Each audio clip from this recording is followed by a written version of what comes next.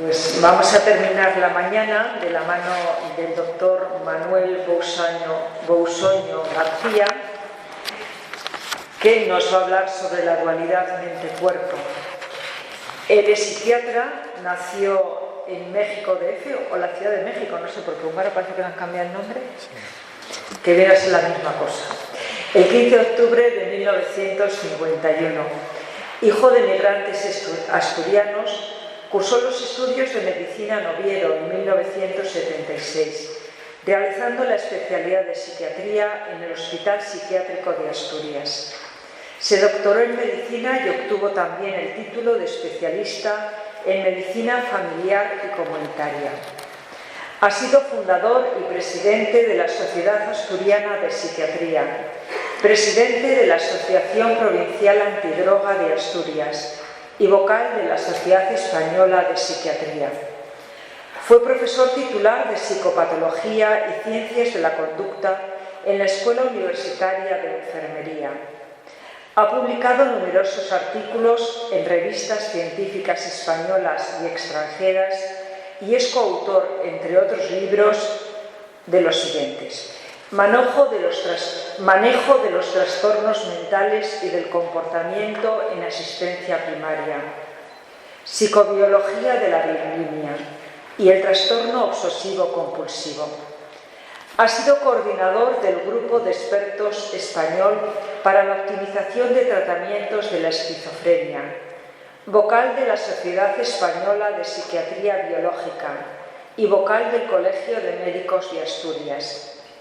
Ejerce como profesor titular de Psicología Médica y es consultor psiquiátrico en el equipo médico-psicológico del Centro de Salud Integral fundado por él en Oviedo. Pues, muchas gracias. La verdad es que para mí es un placer, un honor, una satisfacción enorme volver a estar aquí. Es decir, el hecho de que me inviten, pues de alguna manera me produce una enorme satisfacción, sobre todo porque aprende uno mucho, ¿no? Oyendo a Luis Serradilla realmente se le abren uno los ojos y empieza uno a entender lecturas que ha hecho pues desde el Génesis, empieza uno a entender qué significa el nefesh, ¿no? El aliento divino que entra por las narices, porque así lo describe en la Biblia, y por tanto empieza uno a entender en qué consiste el ser humano. Y esto, cuando uno cuenta ya 67 años, pues bueno, empezar a entender algunas cosas de en qué consiste ser un ser humano, pues es importante, ¿no? Sobre todo porque le quedan unos pocos años para aprender y se vuelve uno cada vez más sabio este tipo de conocimiento. Bien, yo tengo una presentación con 40 diapositivas, voy a dedicar 39 de ellas a hablar del cuerpo, y solamente voy a dedicar la última a hablar de la otra parte, de la parte que nos ha hablado también Luis Serradillas, que es el tema de la mente, del alma, y que nos va a permitir quizás comprender mejor esto desde el punto de vista de la psicobiología, de esta concepción que hablaba Manolo Martín, del punto de vista biopsicosocial. Añadiremos posteriormente espiritual. Hoy en día esta concepción de valores, de darle el sentido espiritual, complementa y le da sentido al ser humano. Y esto lo hemos entendido muy bien gracias a que los organizadores se han colocado, antes de que yo hablase, a Luis Serradilla, y yo creo que nos ha dado una luz enorme sobre ello. Bien, hablar sobre la dualidad mente-cuerpo, pues sería algo así tremendamente árido, como esta pizarra llena de anotaciones, pero voy a intentar resumirlo y voy a intentar ser claro. Vamos a hablar de la dualidad mente-cuerpo, pero nos vamos a referir a conceptos, por lo tanto algo muy elemental, muy básico. Vamos a hablar de la relación entre cerebro, entendido cerebro como la parte del cuerpo que tiene relación con la mente, y a veces la gente confunde cerebro y mente, efectivamente. Vamos a explicar el concepto de mente, sobre todo desde el punto de vista de la conciencia, porque es quizás aquello que más relación tiene con la parte espiritual, con la parte que no somos capaces de comprender de una manera empírica, de una manera, vamos a llamar, científica, ¿no? Y finalmente vamos a intentar explicar muy brevemente cómo funciona el cerebro para poder entender lo que es la conciencia, o para poder explicarles cómo conciben los científicos desde el punto de vista materialista, comunista, materialista, cómo conciben los científicos el cerebro y la conciencia. Y vamos a hablar de las teorías que hay sobre la conciencia. Siempre que uno habla de teorías, uno, en fin, está de alguna manera implícitamente admitiendo que ninguna es válida. Si hay varias teorías, la ciencia, la verdad, solamente puede ser una, y por tanto, si hay varias teorías acerca de algo, es que ninguna de ellas tiene toda la razón y probablemente todas ellas estén parcialmente equivocadas. En mente y cuerpo son cosas que intuitivamente entendemos que son diferentes. La mente, para los científicos, insisto, de las 39 diapositivas son materialistas, monistas, materialistas, la mente sería el producto de la actividad cerebral. Vamos a ver cómo algunos premios Nobel han definido esto de una manera tan elemental y sencilla. Se dice también de la mente que es la sede o que son las funciones cerebrales de percepción, procesamiento de la información, razonamiento, respuestas motora, verbal, emocional, etc. Y se supone que existe en un espacio virtual, porque no tiene una localización concreta que podamos determinar esto en la mente, ¿no? Sino que es un espacio virtual donde nos movemos, el mundo de los conceptos, el mundo de las ideas. El cuerpo, por el contrario, es algo que sí que podemos comprender de una forma distinta, se nos muestra, se nos da, es aquello que tiene una extensión limitada por nuestra piel, nos diferencia del ambiente que nos rodea, aunque a veces algunos tendamos a expandir nuestra piel más allá de lo conveniente. Es el conjunto de sistemas orgánicos que constituyen un ser vivo y se refiere sobre todo a la parte material de lo que es un ser vivo. Pero entramos en un problema, que es la definición de la vida. La Biblia nos lo dice muy claramente. El ser humano lo forma Dios del polvo y en un momento determinado le insufla el nefesh, ese espíritu divino, las narices, y entonces se convierte en un ser viviente. Solo entonces, cuando se une, y insisto nuevamente en el concepto de unidad, se une un cuerpo formado del polvo y el nefesh formado del aliento divino, solamente entonces empieza a ser vivo. Por lo tanto, la vida es algo muy difícil de definir si no tenemos una visión espiritual. Pero bueno, vamos a referirnos exclusivamente a la visión material. Entonces nos encontramos con un problema, sobre todo desde el punto de vista de la medicina, que una cosa son los eventos corporales, que alguien me pega una puñalada o que se me produce un infarto en el corazón, y eso produce trastornos corporales que todos podemos entender lo que son. Y por otro lado tenemos eventos mentales, pues que oigo voces y entonces puedo padecer una esquizofrenia, o oigo voces porque mi mujer me está llamando por algún motivo, ¿no? Es decir, que hay eventos mentales y eventos materiales, y son distintos. Y esos van a producir trastornos mentales por un lado y trastornos corporales por otro.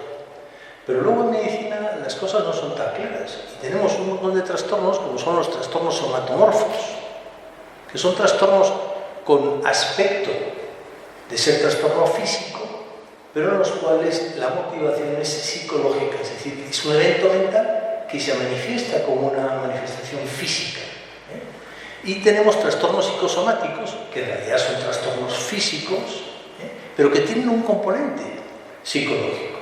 Y luego tenemos un montón de síntomas que la medicina actual todavía manifiesta como inexplicables. En las siglas en inglés MUS significa, no el juego este de las cartas, sino significa Medical Unexplained Symptoms, es decir, síntomas que no somos capaces de explicar con ese concepto médico, biopsicosocial, y que tendríamos que incorporar esa visión espiritual para poder empezar a entenderlas. Yo recuerdo se me ha cortado esto. Ahora, recuerdo hace aproximadamente unos 10, 12 años, una mañana me levanté destrozado, me dolía todo el cuerpo, me encontraba cansadísimo, digo, ¿qué me ha pasado? Si actualmente, después de haber dormido perfectamente, pues en fin, no se suele levantar bien, ¿no? Por la mañana.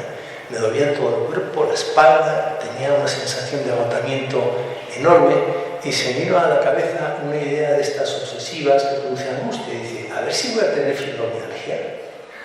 Con la mala fama que tiene la fibromialgia, porque muchos de mis colegas piensan que no existe. Bueno, no existe porque no la tienen ellos, claro. Digo yo, a ver si yo, que soy psiquiatra, voy a desarrollar fibromialgia y a ver cómo se lo explico a mis colegas, a ver como le digo a Manuel Martín Mayor, que es que me duele todo, que no puedo con el alma, etc. Bien, afortunadamente tuve una enfermedad mucho más digna, que es una sarcoidosis, luego me descubrió que tampoco era una sarcoidosis, que era una respuesta inmunológica a los virus, etc. Luego me han ido cambiando los diagnósticos, sigo sin saber lo que es, pero afortunadamente ya no lo tengo.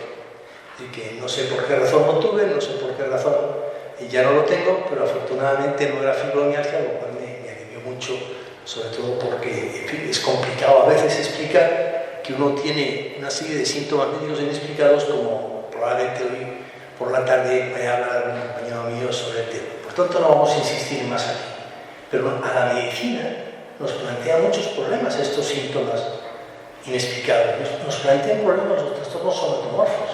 Todavía no sabemos por qué existe la antigohisteria, qué alteración tiene el cerebro de una mujer con histeria o de un hombre con histeria, que me da igual. Ya no le llamamos histeria, por supuesto, porque es un término peyorativo, pero evidentemente tenemos un problema de definición, tenemos un problema de comprensión. No comprendemos porque no comprendemos cómo puede existir una relación entre la materia y el espíritu, la materia y la mente. Y somos incapaces de comprenderlo, y toda mi charla consistirá en intentar explicarles a ustedes todos los intentos que hay por parte de científicos muy brillantes, insisto, algunos premios Nobel, que intentan explicar esto y que no pueden, porque lo que voy a acabar demostrando es que no se puede explicar. Bien, por otra parte, es evidente que hay una cierta o aparente incompatibilidad entre las propiedades físicas del cerebro. Vamos a ver que está constituido de células, que esas células tienen una composición química, unas membranas, unos núcleos, un ADN, y las cualidades psicológicas, las cualidades psíquicas de la mente. El cerebro es algo material, físico, que podemos pesar, 1,3 kilos, 1,4 kilos. El de Einstein pesaba 1,2 kilos. Lo digo porque lo importante, por tanto, no será el peso, digo yo. Luego veremos qué es lo que es importante. La mente, en cambio, es un fenómeno subjetivo, es un fenómeno al cual accedemos porque lo sentimos, porque de alguna manera somos capaces de intuirlo, compuesto de elementos psíquicos tales como son los pensamientos, los sentimientos, las creencias. Y la pregunta que nos vamos a intentar plantear es cómo interaccionan entre sí. Bien, por tanto vamos a hablar de la relación entre cerebro y mente, pero para referirnos a la mente vamos a limitarnos a uno de los aspectos de la mente, que es un tema amplísimo, tiene que hablar de percepción, de pensamiento, etc. Vamos a referirnos exclusivamente a la conciencia, que es quizás la parte más desconocida de la mente. Bien, la conciencia la vamos a definir dentro de solamente una de sus definiciones, que es la autoconciencia, que es la capacidad que tenemos los seres humanos de pensar sobre nosotros mismos, de darnos cuenta de que somos capaces de darnos cuenta. Es decir, vamos a definir la conciencia como el darse cuenta de nosotros y de nuestro medio ambiente. Y eso nos hace preguntarnos, por ejemplo, si los peces son conscientes de que viven en el agua. Bueno, pues algunos peces inteligentes a los cuales se han denominado personas, bueno, no son peces exactamente, los delfines, pero bueno, entendiéndoles como personas, pues quizás los delfines intuyan, dado que son capaces de saltar por encima del agua, de que existen otros ambientes que no son el agua, y que por tanto ellos viven en el agua, mientras que los pájaros, por ejemplo, viven en el aire. Por tanto, algunos animales, especialmente bien dotados, se ha hablado de los bonobos, se ha hablado de los delfines, los elefantes, algunos gatos, son capaces de tener un cierto nivel de atisbo de conciencia, de darse cuenta de cosas, ¿no? Y otros, en cambio, pues son bastante tontos en el sentido de no ser conscientes de sí mismos y por tanto ser muy poco capaces de comprender su propia existencia. Nosotros tenemos una visión de conciencia diferente de la de los animales, sobre todo porque tenemos capacidad para el lenguaje, y el lenguaje nos da una riqueza creativa enorme, porque nos permite definir cosas, nos permite transmitir información y nos permite darnos un relato. Ahora que los políticos van a hablar del relato, pues que sepan qué es esto, es decir, es contarnos a nosotros mismos qué es lo que pensamos sobre la conciencia, es decir, poseemos una narrativa acerca de ese darnos cuenta. Yo podía contarles mi vida, podía hacer una narrativa de todo lo que ha sido mi existencia, hasta llegar a este momento en que Ruiz Resadilla me ha resuelto uno de los últimos dilemas que me queda por resolver en la vida, aunque espero poder seguir viniendo aquí en años sucesivos. Bien, las bases neurocientíficas de la conciencia, según algunos, insisto, autores famosos, Popper, Eccles, en fin, hablan de que la conciencia es una propiedad emergente de la actividad neuronal. Es decir, las neuronas, cada neurona por sí misma no tiene conciencia. La neurona tiene dos estados, estado de inhibición y estado de activación. Las neuronas, por otra parte, son, en fin, células relativamente sencillas, que la única propiedad que tienen característica es que pueden tener una carga eléctrica en función de la entrada o salida de iones a través de su membrana, abren ciertos canales y esos canales permiten que la neurona se despolarice y transmiten, por tanto, de alguna manera una pequeña corriente eléctrica, una pequeña corriente voltaica. Y esto hace pues, que tengan un estado de activación o de inhibición y están permanentemente activándose e inhibiéndose. Por lo tanto, las neuronas en sí mismas, como tales, unidades, no tienen conciencia. Es el conjunto de neuronas el que en todo caso podría tener como propiedad emergente del conjunto conciencia. La conciencia podría ser, según otros autores, insisto, alguno de ellos premio Nobel, Crick, el producto de una red neuronal especializada. No todas las neuronas son, vamos a decir, tienen unas funciones muy específicas, hay neuronas muy tontas, ¿no? Es decir, que sirven para poco y que, bueno, pues hay una neurona que es la que me produce a mí picor en la oreja y me hace rascarme, otra neurona me permite ver un punto determinado, determinadas líneas, etc. Pero para algunos autores, algunas neuronas tienen unas propiedades, digamos, especiales, que les permiten ciertas funciones. Y algunos autores han propuesto que esas neuronas Ramachandran, por ejemplo, yo hablo fatal siempre de los neurólogos y los psiquiatras tenemos visiones distintas, trabajamos sobre el mismo órgano, nos dedicamos al cerebro, pero ellos se dedican al cerebro material, nosotros al cerebro espiritual y por tanto estamos siempre en contra unos de otros. Bueno, pues hay un neurólogo de origen hindú que se llama Vilayanur Ramachandran, que es un genio y tiene escritos varios libros y yo recomiendo sinceramente alguno de ellos para el que le guste entender cómo funciona el cerebro. Pues este neurólogo, es de los pocos de los cuales hablo bien, pues en fin, explica que posiblemente las neuronas espejo estén detrás de esa capacidad de conciencia. Y voy a hablar dos palabras acerca de las neuronas espejos. Se han descrito en el año 96 un autor italiano de la Universidad de Parma, Giacometti. Este autor describe unas neuronas que resulta que se activan no solamente cuando uno va a hacer algo, es decir, yo cojo esta botella, las neuronas que se encargan de localizar la botella, mover mi mano, cogerla, sopesarla, se activan, pero también se activan sus neuronas. Sus neuronas espejo, cuando me ven a mí coger la botella, están activando también sus propias neuronas. Cuando yo bostezo, sus neuronas espejo bostezan y les apetece bostezar. Por eso el bostezo es tan contagioso. Cuando alguien intenta abrir una puerta y ve que el otro no puede, uno le apetece, oye, déjame a mí, a ver si lo puedo abrir yo. Es decir, esas neuronas espejo le permiten a uno entender las motivaciones del otro. Quizás haya algo de relación con las neuronas espejo en relación con esto, pero voy a decir luego alguna otra cuestión sobre el tema. Para otros autores, sin embargo, creen que lo que subyace a la conciencia son circuitos córtico-talámicos recurrentes entre el tálamo y la corteza cerebral, sobre todo las cortezas frontales, frontotemporales, etc. Y que esos circuitos subyacerían a la conciencia, es decir, la conciencia radicaría en la actividad de esos circuitos. Sin embargo, pues bueno, cuando miramos esos circuitos resulta que el olfato, el sentido del olfato, no pasa por el filtro talámico. Por tanto, no puede, el olfato no sería algo consciente y esto contradice toda la realidad que experimentamos. Si alguien siente un viento al lado nuestro, somos conscientes de que este tenga un viento. Es decir, que es algo que evidentemente percibimos y no solamente percibimos, sino que no podemos dejar de percibir. Fíjense ustedes que ustedes son capaces de dejar de percibir muchas cosas. Han estado aquí sentados toda esta mañana. Y seguro que todos ustedes se han preguntado, ¿y qué hace ese señor con esa? ¿Y qué es lo que hay aquí? Naranja. ¿Todos ven una naranja? No. Ustedes no están viendo una naranja. Ustedes deducen que es una naranja. Ustedes lo que están viendo es una forma redondeada de color naranja, que tiene una cierta apariencia, un cierto tamaño, porque si tuviese este tamaño no pensarían que es una naranja, pensarían que es un balón de baloncesto.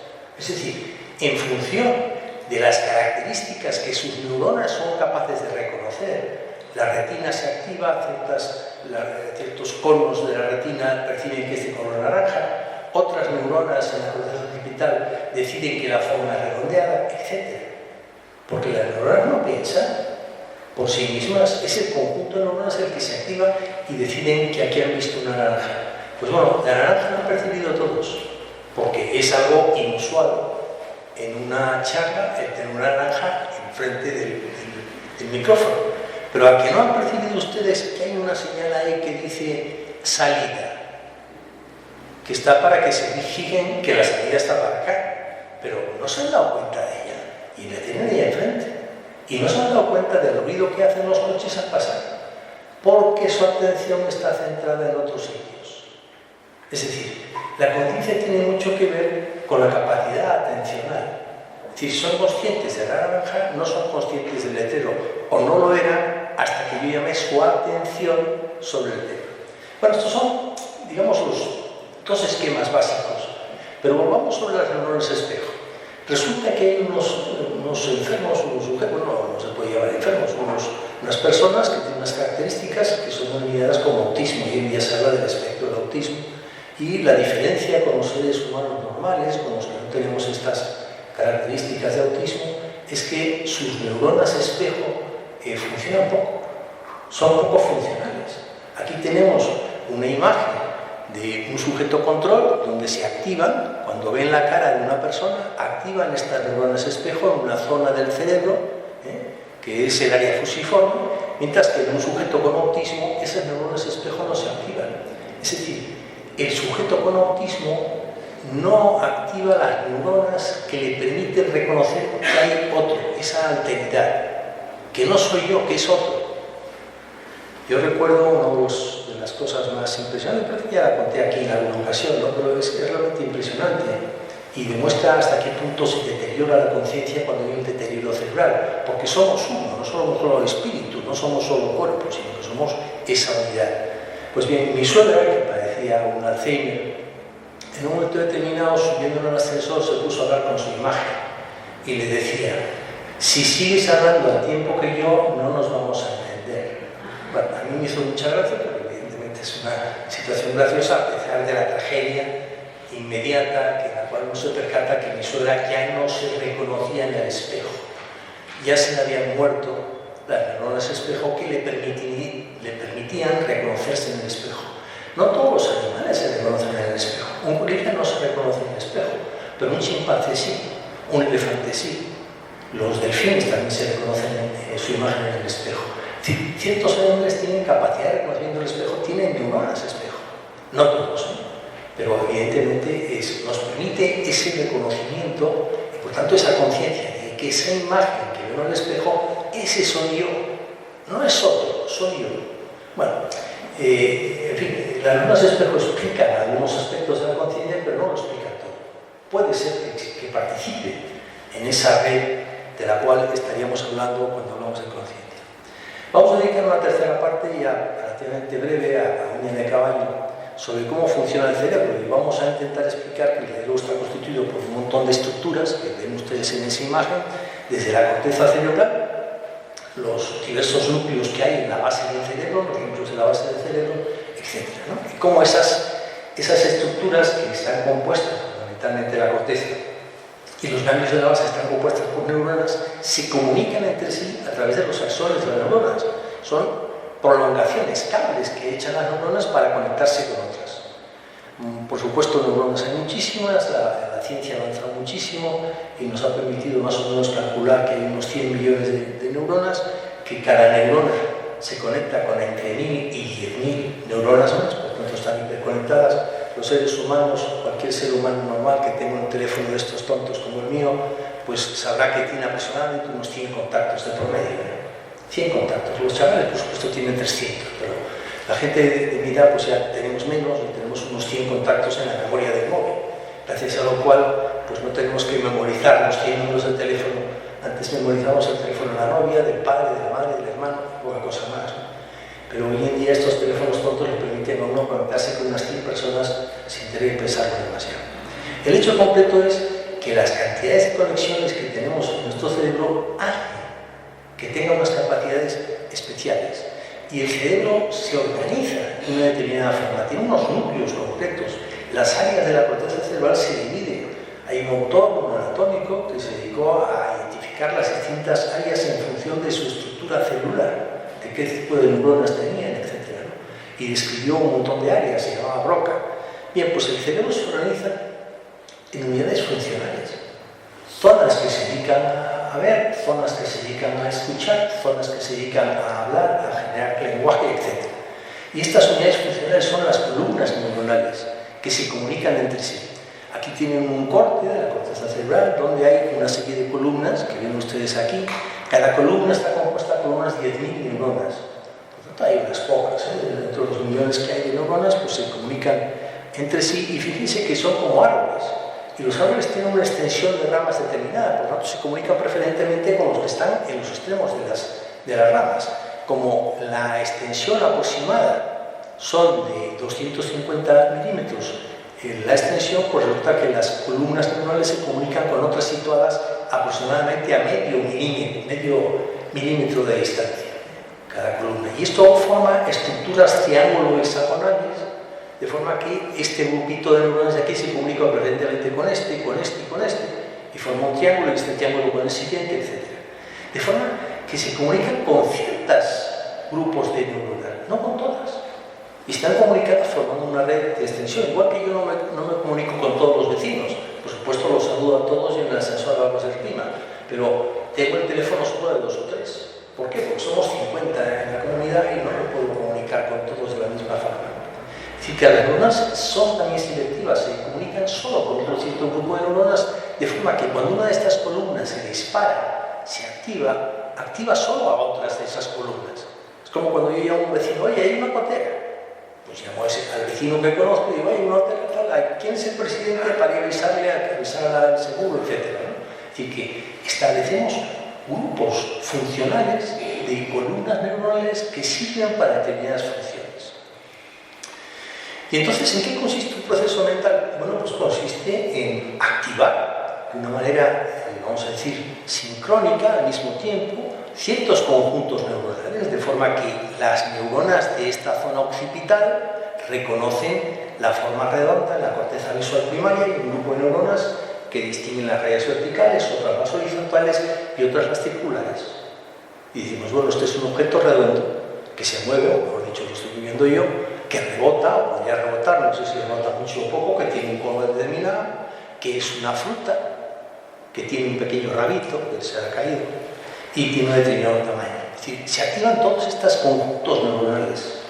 Por supuesto, lo del objeto redondo, esto es un objeto redondo, y hay objetos redondos como puede ser la Luna, la Tierra, el Sol, etc. Hay un montón de objetos redondos en el mundo, y las neuronas que se me activan son las mismas cuando veo una naranja que cuando veo una pelota de baloncesto. Es decir, que el grupo de esas neuronas no es específica de las naranjas, es específica de los objetos redondos. Y otras neuronas, otro grupo de neuronas, de los objetos verticales, de los horizontales, etc., ¿no? Lo que ocurre es que al comunicarse unas con otras, resulta que forman conjuntos, por ejemplo, redondo se mueve y rebota, pues se me activan las neuronas que se corresponden con el concepto pelota. Y se me activan las neuronas que se corresponden con el concepto juego. Y podría determinar que esto podría ser una pelota de tenis. No lo parece. No le falta esa raya típica ondulada, característica de las pelotas de tenis, y es un poco más irregular en su redondez que una pelota de tenis. Pero ¿han entendido ustedes cómo se forma el proceso de pensamiento? Y luego, además de eso, tenemos estructuras cerebrales dedicadas al lenguaje, que nos permite identificar objetos con el concepto naranja. Fíjense que se refiere a un color porque el color de la naranja es un color muy llamativo. Por tanto, también se refiere el nombre de la fruta se refiere, al menos en castellano y en inglés, al mismo objeto. Bien, el problema de la integración, por tanto, sería integrar la información procedente de diferentes estímulos, como son el estímulo del color, de la forma, del tamaño, etc., para generar una experiencia unitaria, porque cuando yo les pregunto qué es, lo que perciben siempre es una naranja. No están percibiendo aquí una pelota de tenis o una pelota de baloncesto. Perciben una experiencia única. No se confunden nunca. Todos ven lo mismo. O creo que ven lo mismo. requiere, por tanto, de una vinculación de la información. Y numerosos estudios sugieren que la información o que la vinculación se realiza por la sincronización en la actividad de diferentes áreas de una percepción coherente de la experiencia cognitiva. Es decir, diferentes grupos de neuronas se están disparando al mismo tiempo. Y eso se puede medir porque podemos poner electrodos que miden la actividad de esos grupos neuronales. Y se forman redes neuronales, igual se forman equipos de fútbol, o veo que se forman, pues yo qué sé, forofos del Real Oviedo, cosas que ya quedan muy pocos porque estamos en la cola de la tercera división casi, y por tanto pues quedamos pocos forofos del Real Oviedo.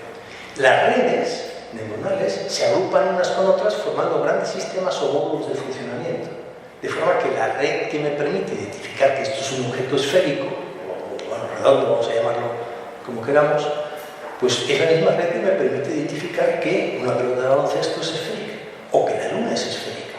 Aunque hay quien habla ahora de que la Tierra es plana, y están discutiendo seriamente, algunos proponen que la Tierra es plana y que todos estos experimentos de ir hacia la luna son todos falsos, en fin, teorías conspiranoicas, ¿no? Entonces, ¿qué es el equivalente mental de un estímulo? Es la red neuronal que se activa ante cierto objeto o estímulo concreto. De forma que si yo coloco electrodos en ese cerebro y estimulo ciertos grupos neuronales, el sujeto, puede ser un animal de experimentación o podría ser un ser humano, porque en seres humanos se ha utilizado estimulación directa en ciertas intervenciones quirúrgicas, ese sujeto estaría experimentando ese objeto. Cuando estimulemos esas neuronas, va a percibir ese objeto, va a revivirlo en su mente. Eso sería la conciencia primaria del objeto. La conciencia representa en nuestra mente dicho objeto. Ahora, ¿es la conciencia a lo cual nos estamos refiriendo? Lo veremos al final. La neurociencia lo que propone es que esta sería la conciencia primaria del objeto. Por lo tanto, se habla de conciencia primaria solamente respecto a la actividad neuronal de un conjunto de neuronas. Actividad, digamos, pues eso, de descarga eléctrica. Por lo tanto, es un concepto muy limitado de conciencia. Existe otro concepto que es parecido, que es la correlación neuronal de la conciencia. La correlación neuronal de conciencia es el conjunto de neuronas que se activa cuando percibimos, pensamos o imaginamos algo. Tenemos aquí estas neuronas, vemos que se disparan con una cierta sincronicidad y eso representa en este caso a este animal y vemos que esa conciencia que aquí situamos en el polo temporal, pero no está ahí, créanme que no está en el polo temporal, procede de la información pues de la vista que ve a este objeto o a este animal y lo percibe como un perro, percibe también en los movimientos, percibe también el razonamiento, dice huele a perro, ladra como un perro, luego por tanto probablemente será un perro. Bueno, pues esto es lo que llaman correlación neuronal de conciencia. Lo dicen personas como Christoph Koch, que es un sujeto que ha pensado mucho sobre ello y habla de las correlaciones neuronales de la conciencia. Y hay otros muchos autores que han demostrado que esto más o menos funciona así. Fíjense que hay una vinculación experimental. Si le damos a un sujeto al mismo tiempo que activamos una luz, le damos una pequeña descarga eléctrica en un dedo, pues muy parecido al experimento de Pavlov, que le daba de comer a los animales y hacía sonar la campana, y cada vez que hacía sonar la campana, el animal ya salivaba pensando que iba a dar el alimento. Bueno, los seres humanos en ese sentido funcionamos igual que los perros de Pavlov, y cuando nos dan una descarga en un dedo al mismo tiempo que activan una luz, al cabo de un tiempo se activa la luz, sentimos que nos van a dar una descarga en el dedo, aunque no nos lo den. Es decir, hay una vinculación experimental y se activan las neuronas correspondientes primero a la conciencia visual primaria, que está situada aquí en el polo occipital, y a otras zonas del cerebro que tienen que ver con la representación tanto personal como digamos sensorial de los dedos. Hay otro experimento que nos permite profundizar algo en lo que es la conciencia, que es este experimento, bueno, en realidad es un fenómeno óptico, ¿no? Es el triángulo de Kanitsa, que es que nuestro cerebro es el que pone los contornos en ciertas cosas. Por ejemplo, aquí están viendo ustedes un triángulo. Bueno, pues el triángulo no existe, hay 3 comecocos, punto. El resto es un fondo blanco. Esos 3 comecocos nos dan la sensación de que hay un triángulo. En realidad no tiene bordes el triángulo. Fíjense ustedes que aquí, que sí que tiene bordes, aunque son muy sutiles, no sé si se ve claramente, pero bueno, sí se ven, yo creo, ¿no? Los bordes en la parte de arriba se ve que tiene un borde y ahí estamos percibiendo. Bueno, pues en nuestro cerebro se activan estas neuronas. Esto no es un cerebro de un ser humano, pero bueno, para que ustedes lo entiendan, es un conjunto de neuronas que se activan. Mismas neuronas que se activan cuando presentamos el triángulo de Kanizsa sin el contorno del triángulo. Se activan igual. Vemos el contorno, estamos viendo un triángulo, aunque no exista el triángulo, aunque solamente existen 3 comecocos. Cuando esos comecocos los movemos de forma, los movemos de posición, resulta que entonces no se activa. Es decir, es nuestro cerebro el que pone el contorno. No es el estímulo externo. No somos comecocos. Es la forma en que se organiza, de forma que nuestro cerebro interpreta una realidad que no existe. Está poniendo algo en nuestro cerebro. Luego nuestro cerebro está intentando reproducir la realidad. Fíjense que esto es así. Esto es una ilusión óptica que está representando pues una rejilla. Si ustedes se fijan en cualquier punto blanco de las intersecciones, verán todos que son blancos, todos son blancos. Esto no es un juego, esto no es algo que se esté moviendo en el ordenador, esto es una ilusión óptica. Ustedes verán que algunos se prenden, otros se apagan, pero si se fijan en uno concreto, verán que siempre es blanco. Sea que se fijan ustedes. Por tanto, es su cerebro el que está poniendo los círculos negros. Es su cerebro, no es la realidad, no es la diapositiva. Es su mente la que pone el negro, es su mente la que está sugiriendo a su conciencia que hay puntos negros. No los hay. Bueno, esto está revelando un poco la naturaleza de la conciencia. Hay autores como Telem y Smith que dicen que es que hay una estructuración, hay procesos de formación de patrones que hacen que nuestro cerebro se acostumbre a poner cosas donde no las hay y que esas categorías, digamos, conjuntos neuronales se autoorganizan de forma espontánea y reflejan las experiencias que tenemos en relación con todo esto. Por supuesto existen módulos funcionales determinados, es decir, esta es el área de Broca, esta es el área de Wernicke, son áreas, el área de Wernicke que nos permite comprender el lenguaje, les permite a ustedes entenderme, y el área de Broca me permite a mí hablar y vocalizar las palabras que tengo que expresar para poder definir lo que es el área de Broca. Es decir, hay áreas específicas del cerebro dedicadas a funciones concretas. Entonces, existen módulos muy curiosos. El módulo de la música y matemáticas, permítanme que gaste un segundo en esto. El mismo módulo que maneja las matemáticas maneja la música y maneja además el reconocimiento de los dedos. Hay una lesión cerebral que se llama síndrome de Hertzmann, en el cual la lesión del giro supramarginal y el giro angular del cerebro, las convoluciones, el giro, cuando se produce una trombosis en esa zona, resulta que perdemos la capacidad para reconocer nuestros dedos.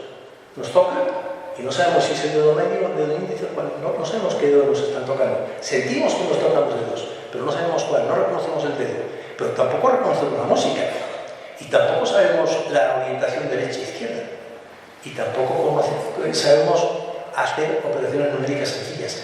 Las mismas neuronas se dedican a todas esas funciones, son multifuncionales, son conjuntos neuronales multifuncionales. Por tanto, existen multitud de módulos funcionales, de los cuales somos inconscientes, igual que ustedes serán inconscientes del letrero que pone ahí salida o de la señal de que hay un extintor, que no sé si lo hay, no, así está en la esquina.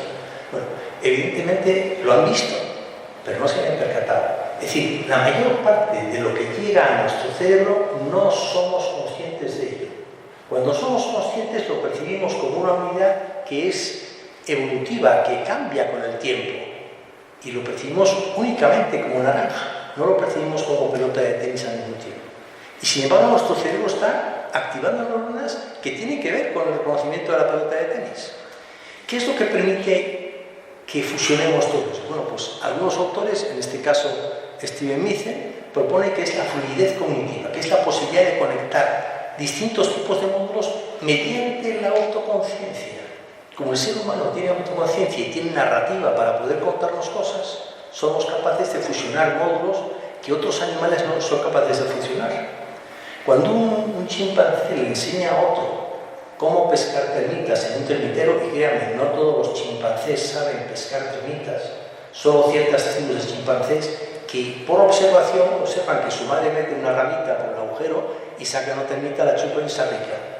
Entonces, esos chimpancés aprenden por visualización, no porque su madre le diga, coges una ramita, la pelas, metes por el agujerito y sacas termitas. No se lo dice, lo ven y lo imitan.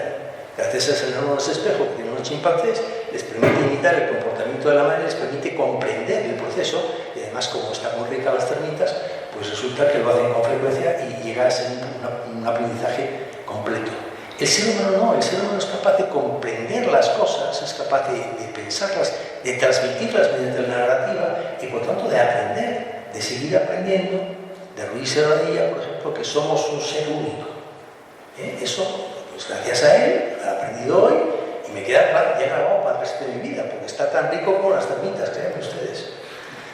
Finalmente, teorías sobre la conciencia, y un montón de teorías, no voy a explicar en 2 minutos acá. No voy a explicarlas todas, simplemente decirles que hay estas 5 teorías, en fin, pueden ser 3, 5, voy a explicar las más importantes. La teoría de integración de información, que la da Fórmula Autonómica, es grupos neuronales que se integran. La coordinación temporal de grandes grupos de neuronas, propuesta por Crick, que dice que la conciencia surge como una propiedad emergente de conjuntos neuronales. Las asambleas de neuronas resonantes, que son redes neurales y teorías de selección biológica que se van auto-organizando, que son propuestas de Edelman y de Blackman. Vamos a ver solamente un esquema de Blackman. Finalmente, la teoría del espacio global, que es aquella teoría donde les decía que lo importante es la atención, es aquello en que fijamos la atención. Y finalmente, la teoría de alto nivel, que propone que existen ciertas zonas del cerebro que tienen un nivel superior al de las demás y por tanto las controlan. Todas estas teorías, créanme, como existen varias, es que son todas falsas. Todas tienen errores, todas se aproximan a la verdad. Teoría de integración de información, bueno, como pueden ver ustedes en estas 2 imágenes de arriba, muy conocidas, pues solamente podemos ver o el vaso, o la copa, o el rostro de 2 personas. No podemos ver las 2 cosas a la vez. ¿Por qué? Porque nuestra atención es única. No podemos percibir pelota de tenis y naranja al mismo tiempo. Solamente percibimos o una o otra. Si nuestro percepto inconsciente es diferenciado, el percepto consciente es único. Es una naranja. No es una bola y al mismo tiempo una pelota de tenis y una naranja. Y sin embargo, de forma inconsciente estamos activando todos esos 2 grupos de neuronas. Cuando les enseño la naranja, las neuronas suyas que identifican las pelotas de tenis de color naranja se están activando.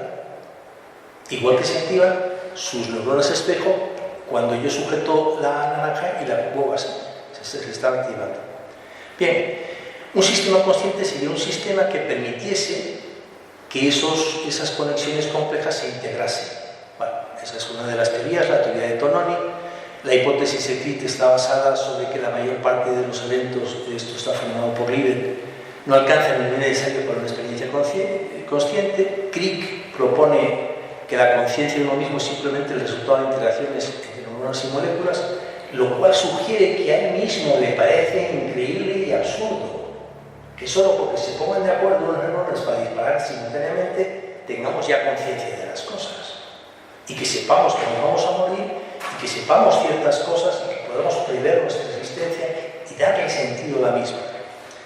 Este es el modelo de Blackman, es un poquitín más complejo, intenta distinguir lo que es el yo de lo que es el no yo, las señales procedentes del mundo, de los síntomas que uno siente a nivel del cuerpo, y fíjense que incorpora, esto es Blackman que incorpora esta capacidad de la narrativa, la conciencia de alto nivel, que sería la responsable, digamos, de esas áreas de bloque biónico, es decir, el resultado de que somos capaces de contarnos lo que es la conciencia. Bueno,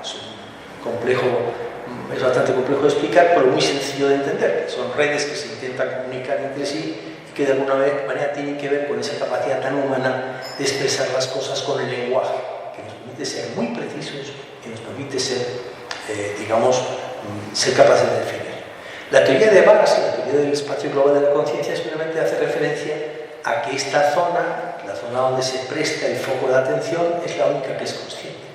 Todas las demás funciones actúan de forma inconsciente. Sus neuronas que detectan las formas redondeadas o esféricas se están activando, pero ustedes no son conscientes de que están activando las neuronas que reconocen las formas esféricas. Sus neuronas únicamente son ustedes conscientes de que esto es una naranja. No son conscientes de la forma, no son conscientes del color, etc., salvo que se les llame la atención sobre ello. Bien, este es el modelo de Bass, es un modelo también relativamente complejo, ¿no?, que intenta destacar que es un foco de atención consciente, que se requiere la atención para que surja la conciencia, etc. Y finalmente, el espacio global que vamos a resumir. Supongamos que percibimos una forma redondeada de color naranja, he insistido mucho sobre este tema, que se mueve en nuestro espacio visual, y por tanto, pues bueno, que vemos que tiene una forma, se mueve de una determinada forma. ¿Qué hemos visto exactamente?